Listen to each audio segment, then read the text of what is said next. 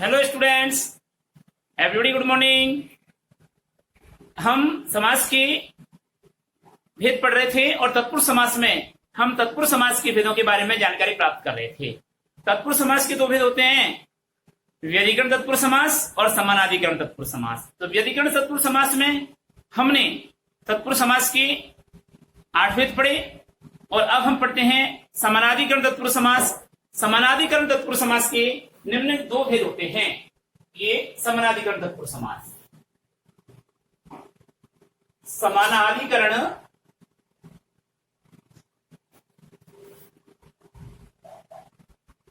तत्पुरुष समास के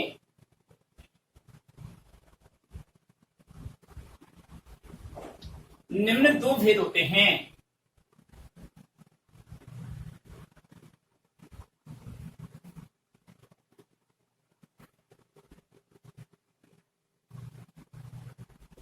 नंबर 1 द्विगु समास,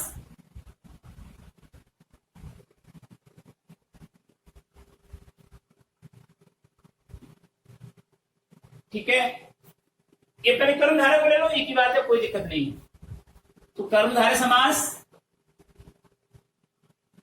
कोई क्रम नहीं है। और नंबर 2 द्विगु समास।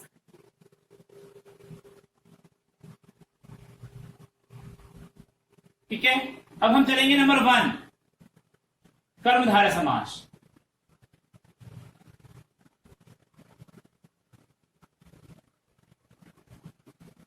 कर्मधारय समास के बारे में देखिए, कर्मधारय समास किसे कहते हैं।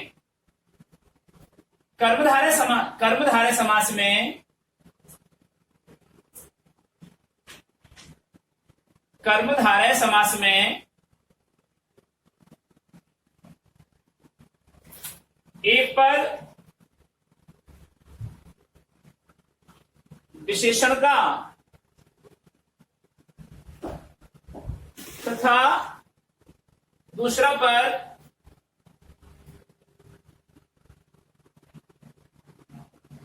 विशेष्य का होता है।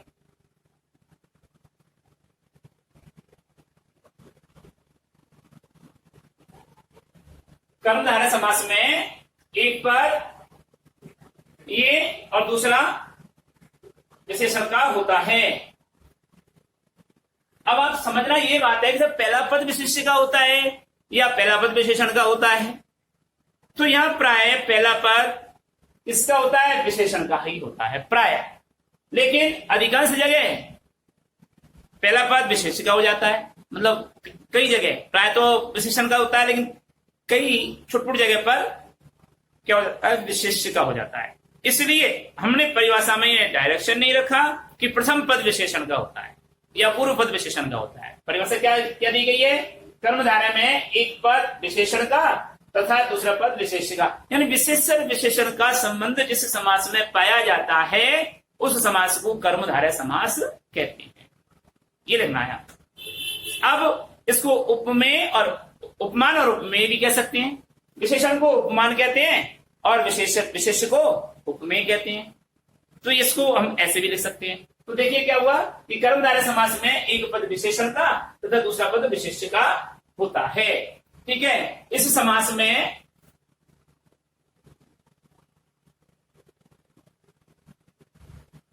कौन से समास में, कर्मधारय समास में। इस समास में कहीं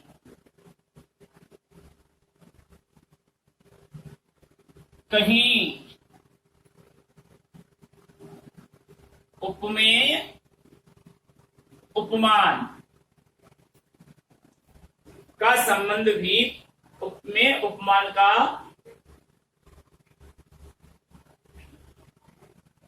संबंध भी होता है। यानी कि हम उपमेय उपमान, अब पहले उपमेय आ रहा है या उपमान आ रहा है। यहां तो हमने ये लिखा उपमेय है और ये है उपमान। तो यहाँ उपमान को पहले लिया, उपमेय को बाद में लिया, यहाँ उपमेय को पहले लिया, उपमान को बाद में लिया। तो इससे क्लियर हो गया कि विशेष विशेषण कहीं भी अपना स्थान ले सकते हैं। इस समास में विशेष विशेषण जैसे महान पुरुष, महान पुरुष, महान है जो पुरुष यह है। जैसे चरण कमल, महान पुरुष और चरण कमल।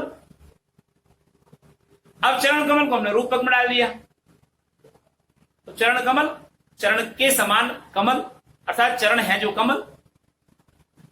तो यह चरण पहले आ गया, कमल बाद में आया। महान पहले आ गया, पुरुष बाद में आया। तो विशेषण पहले आ गया, विशेष बाद में आया। और चरण कमल में पहले विशेष आ गया, फिर विशेषण बाद में आया। तो यहां इन दोनों का उपमेय, उपमान और विशेषण और विशेष का योग कहीं भी हो सकता है। इसलिए हम इसको ये नहीं कह सकते कि पूर्व पद में विशेषण होता है और उत्तर पद में विशेष होता है। हम इसको ये भी नहीं कह सकते कि पूर्व पद में उपमेय होता है और उत्तर पद में उपमान होता है। हम ये कह सकते हैं कि उपमेय और उपमान का संबंध पाया जाता है या विशेषण और विशेष का संबंध होता है। ठीक है, तो इस समास में कहीं उपमेय और उपमान का संबंध भी होता है तथा समास विग्रह करने पर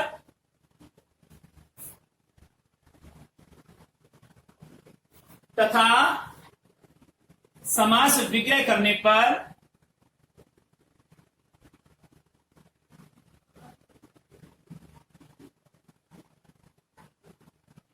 समास विग्रह करने पर रूपी शब्द प्रकट होता है, रूपी वाचक शब्द प्रकट होता है।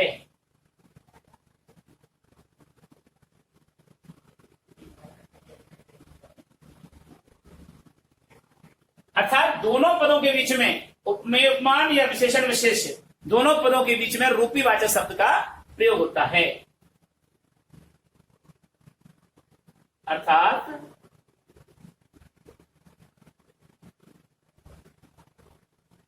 दोनों पदों की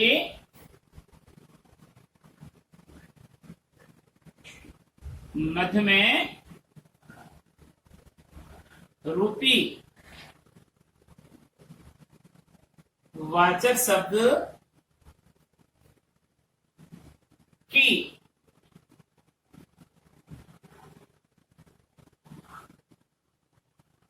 उपस्थिति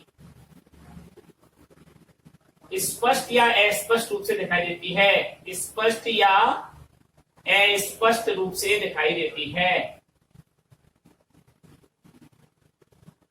जरूरी नहीं है कि लिखें आप उसको कि कर्म कमल रूपी चरण, नहीं,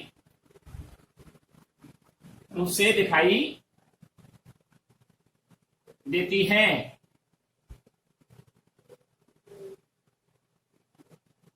या उच्चारित होती है।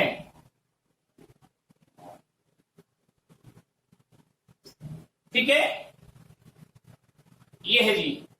तो अर्थ अब हम इसको कैसे लिख सकते हैं? अतः स्पष्ट है कि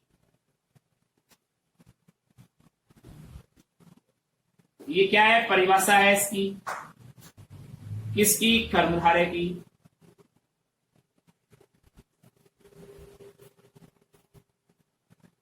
स्पष्ट है कि वह समास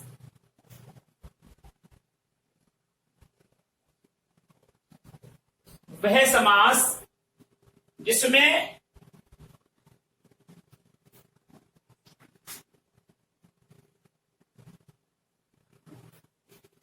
उत्तर पद या दूसरा पद,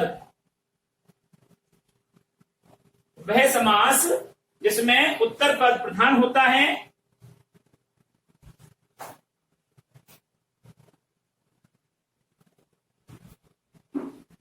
किंतु उत्तर पद प्रधान होता है किंतु पहला पूर्व पद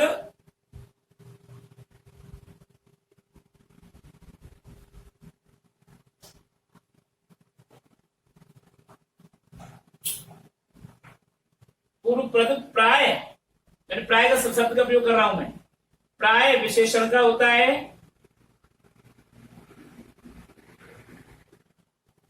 एवं उत्तर पद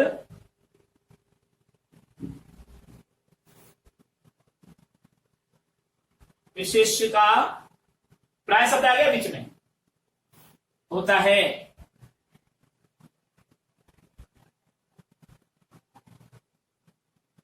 तो क्या वह समास जिसमें उत्तर पद प्रधान होता है किंतु पूर्व पद प्राय विशेषण का एवं उत्तर पद प्राय विशेष का होता है।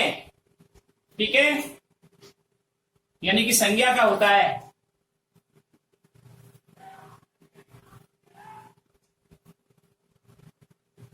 यह संज्ञा विशेष के स्थान पर आप ये लिख लीजिए संज्ञा।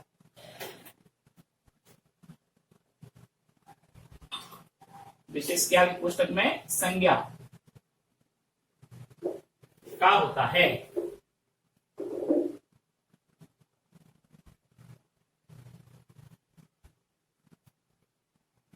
उसे क्या कहते हैं? कर्मधारय समास कहते हैं।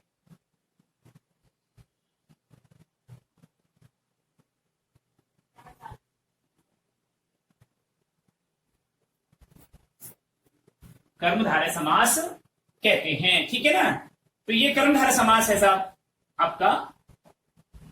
अब देखिए इसके बारे में,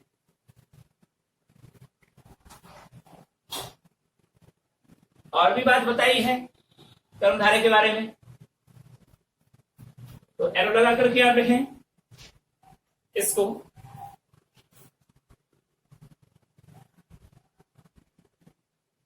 दूसरे रूप में हम ये लिख सकते हैं, दूसरे रूप में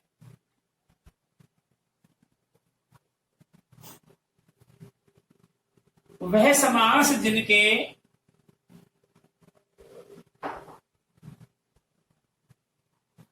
वह समास जिसके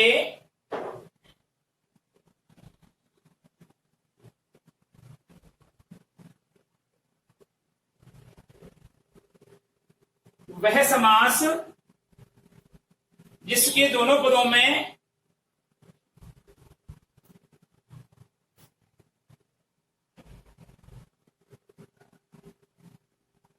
विशेषण विशेष या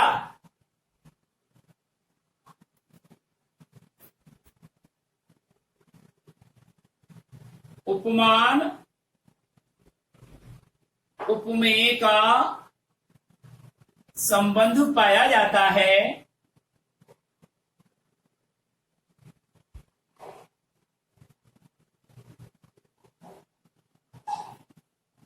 और जिसका उत्तर पद प्रधान होता है।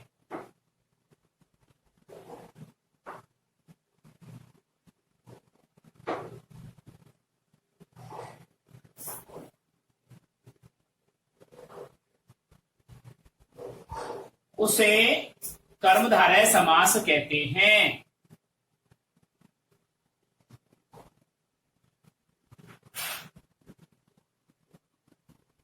शॉर्ट किया है, आप इसको एरो उसमें हाइलाइटर में भी कर सकते हैं।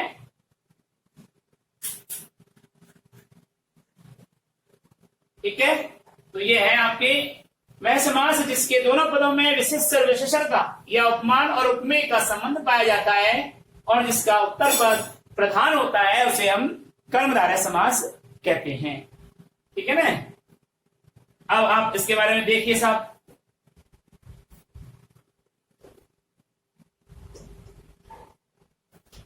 इसमें वाचक शब्द जो उधर संस्कृत का वाचक शब्द रूपी है ना, उसको हिंदी में कैसे लिखते हैं, तो इसके लिए एरो लगाएंगे। फिर दूसरा कि इस समास में, या ये कह सकते हैं कर्मधारय समास का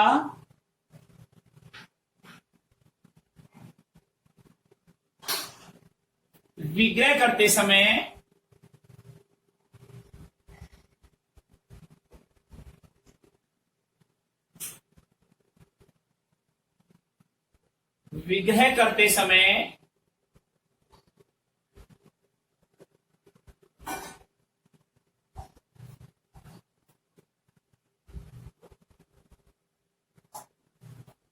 जो है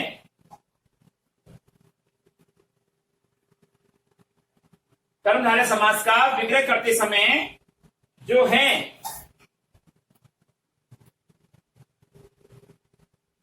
वाचक शब्द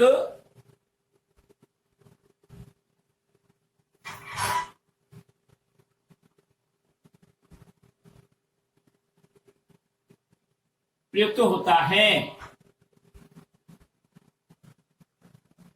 रूपी प्रयुक्त नहीं होता, रूपी की तो ध्वनि निकलती है, ध्वनि तो होता है वो।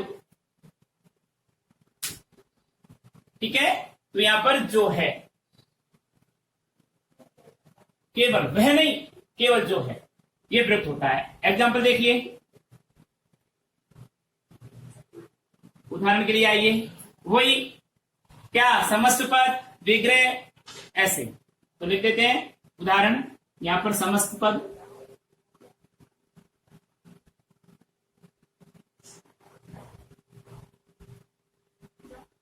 समस्त पद और यहां पर समास विग्रह।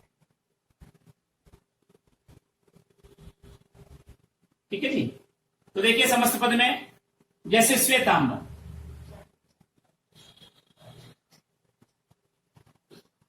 श्वेतांबर तो श्वेत है जो अंबर, तीसरा अर्थ नहीं निकलना आपको उसमें, वो बहुवचन में चला जाता है।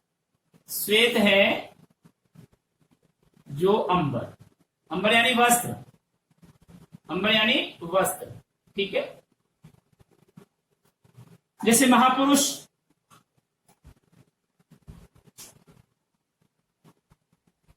महान है जो पुरुष,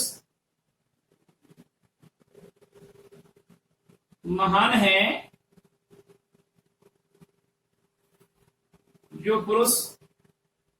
अब आप एक साथ उसको बहुवचन में ले सकते हैं, बिल्कुल ले सकते हैं, महान है कर सकते हैं, महान है जो पुरुष बहुवचनांत क्या सकते।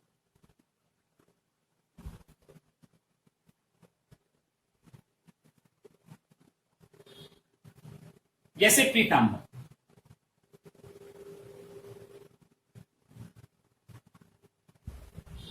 पीत है जो अंबर, पीत है जो अंबर, पीतम अंबर, अंबरम यश से, वो एक दूसरी बात है कि पीले हैं वस्त्र जिसके, वह बहुव्रीहि में चला जाता है। तो ये जो है पीतांबर शब्द है, ये बहुव्रीहि में भी आता है और कर्मधारय में भी प्रयुक्त होता है। ठीक है, पीत है जो अंबर, ठीक है, अंबर का मतलब वस्त्र, पीले हैं जो वस्त्र। ठीक है, आप पीले पीत की जगह पीले भी कर सकते हैं, ये भी कर सकते हैं, पीले हैं जो वस्त्र, पीतांबर हो गया। इसके बाद में आता है नीलकमल,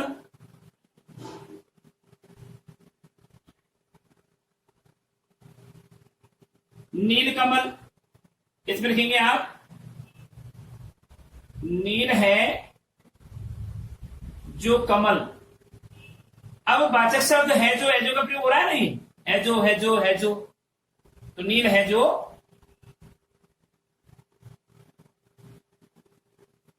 या तो जो है या है जो,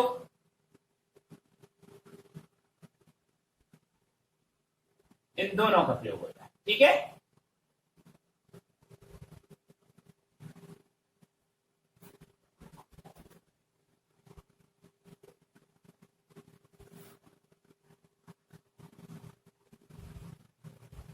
वाचक शब्द।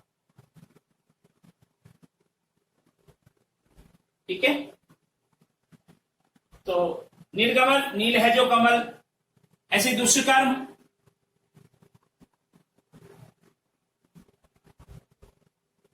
दूषित है जो कर्म,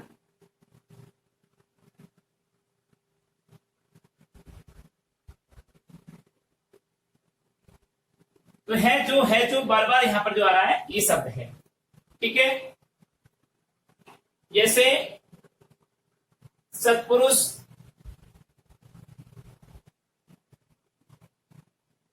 जैसे ये है ना सत्पुरुष, तो इसका बनेगा सत है जो पुरुष, सत का मतलब सत्य,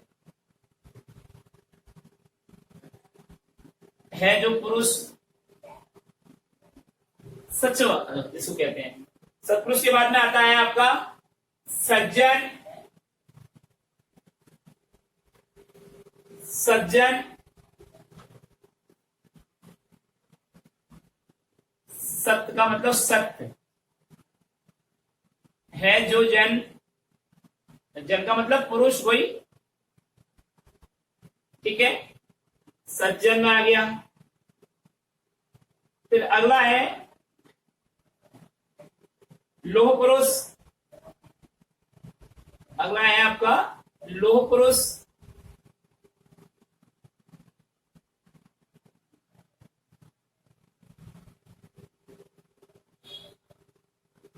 लोह पुरुष में होगा लोहा जैसा है जो, लोहा जैसा है जो पुरुष।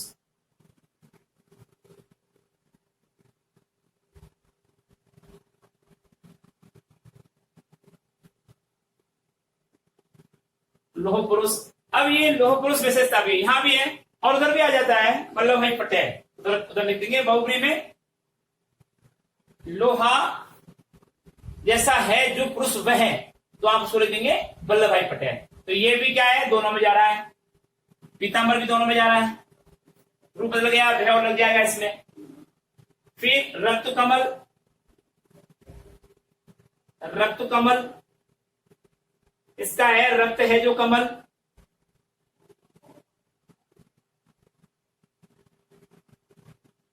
रक्त है जो कमल, ठीक है। पुरुष रत्न। पुरुष रत्न इसका आ जाए पुरुष है जो रत्न के समान। पुरुष है जो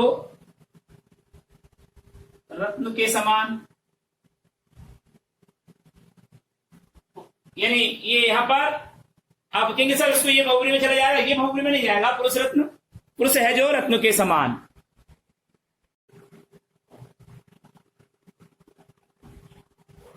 कुमति, कुत्सित है जो मति।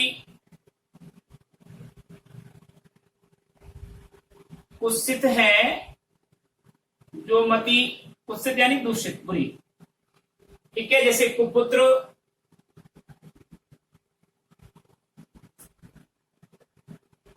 वही कुत्सित है जो पुत्र। कुत्सित है जो पुत्र, जैसे शुभागमन, शुभ है जो आगमन।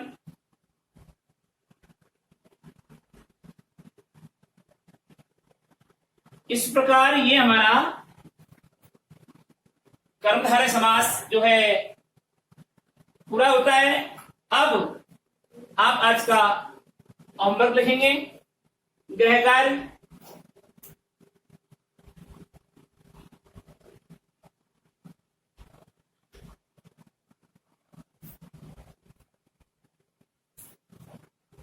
क्वेश्चन नंबर 1,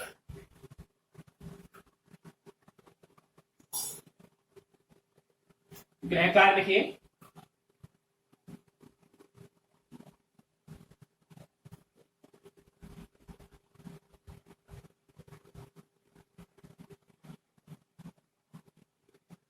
कर्मधारय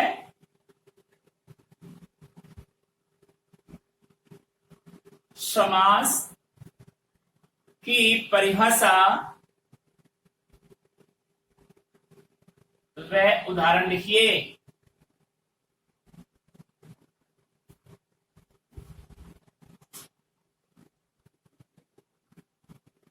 ठीक है। दूसरा क्वेश्चन है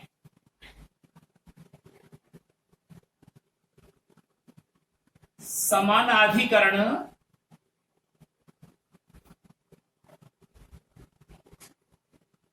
तत्पुरुष समास के, समानाधिकरण तत्पुरुष समास के भेदों के नाम लिखिए।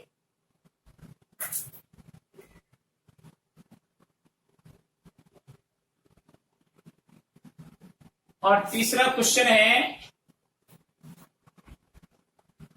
निम्न का समास विग्रह करते हुए, विग्रह करते हुए समास का नाम लिखिए।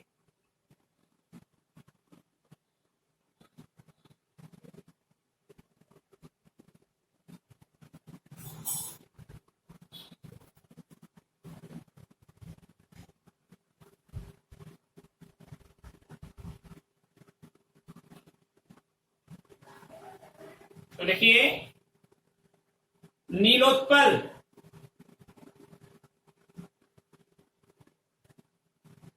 नीलोत्पल। नंबर 2 चरणारविंद,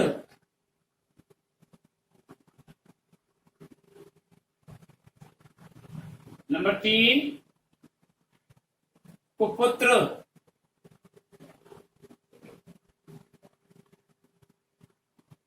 नंबर 4 दुष्कर्म,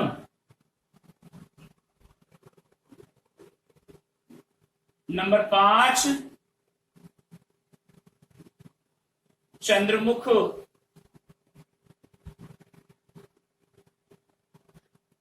नंबर 6 घनश्याम, नंबर 7 अधमरा, नंबर 8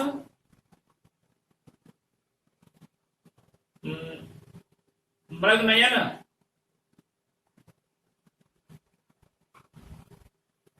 और नंबर 9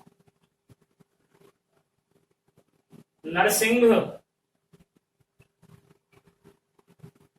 और नंबर 10 महर्षि। इन सबको आप करें, ये आज का आपका होमवर्क है। अगले वीडियो में हम आपको भृगु समाज के बारे में पढ़ाएंगे। तब तक के लिए हम आपसे विदा लेते हैं। नमस्कार।